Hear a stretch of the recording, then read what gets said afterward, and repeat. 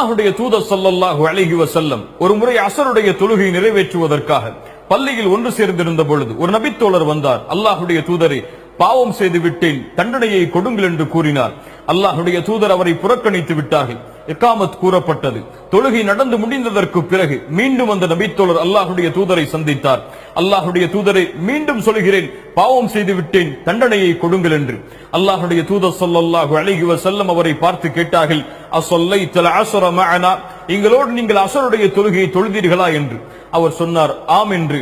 அல்லாஹ்வுடைய தூதர் ஸல்லல்லாஹு அலைஹி வஸல்லம் சொன்னார்கள், அல்லாஹ் உன்னுடைய பாவத்தை மன்னித்து விட்டான், நீ சென்று விடு என்று. சுப்ஹானல்லாஹ். தொழுகை எம்முடைய பாவங்களை எம்மை அறியாமலேயே மன்னிக்க வைக்கும். தொழுகையை நிறைவேற்றுங்கள் சரியான முறையில். அல்லாஹ் ரப்புல் ஆலமீன் இந்த தொழுகையின் மூலமாக எம்முடைய பாவங்களை அல்லாஹ் ரப்புல் ஆலமீன் அழிப்பானாக, மன்னிப்பானாக. அஸ்ஸலாமு அலைக்கும்.